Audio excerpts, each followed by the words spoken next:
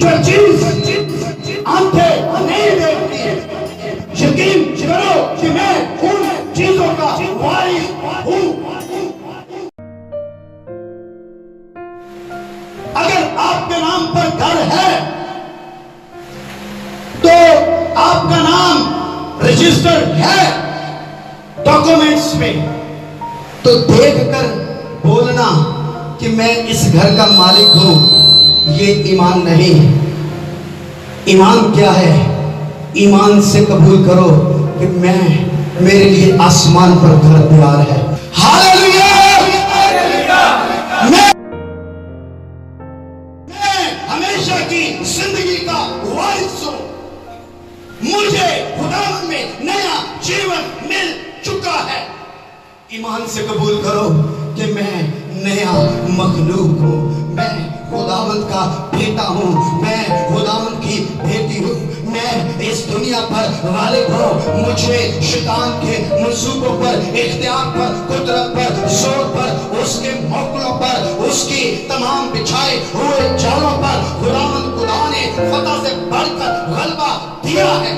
ایمان سے قبول کرو۔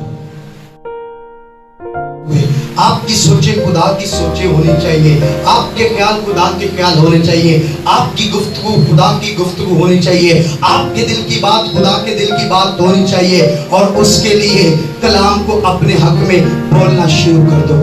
ہاللیلویا! کلام کو بولو گے تو آپ خدا کی دل کی باتیں بول رہے ہو، کلام کو اپنے حق میں بولو گے آپ خدا کی حکمت کی باتیں بول رہے ہیں، کلام کو اپنے حق میں بولو گے تو آپ کی سوچ اور خدا کی سوچ ایک سوچ ہو جائے گی، کیونکہ جب کوئی شخص خدا کے کلام کے جو ہے اس میں سائے میں اس کے اثر میں بولتا ہے تو وہ خدا جیسا بولتا ہے۔ ہاللیلویا! جو میرے بارے میں کلام بولتا ہے میں اپنے بارے میں ویسا ہی بولوں گا، یہ ہے ایمان۔ آمین۔ لیکن میرا راست باز بندہ ایمان سے چلے۔ کئی لوگ ہیں وہ نشے میں بھی ہوں، گندگی میں ہوں، بری عادتوں میں ہوں، برے کاموں میں ہوں، بری حرکتوں میں ہوں، نکمے چال چلن میں ہوں، بدی کو پیار کرتے ہو، جھوٹ اور نفرت سے محبت کرتے ہو، پوچھ کے بھی انہوں نے منہ دے جو ایک ہی گال نکلے گی، میں بھی خدا کے ایمان رکھتا۔ کیا کرو گے؟ کیسے کرو گے فرق؟ کوئی ہے پیمانہ؟ وہ کہے گا تم جج بن رہے ہو، ترازو پکڑ لیے، تم میرے بارے میں کیسے بول سکتے؟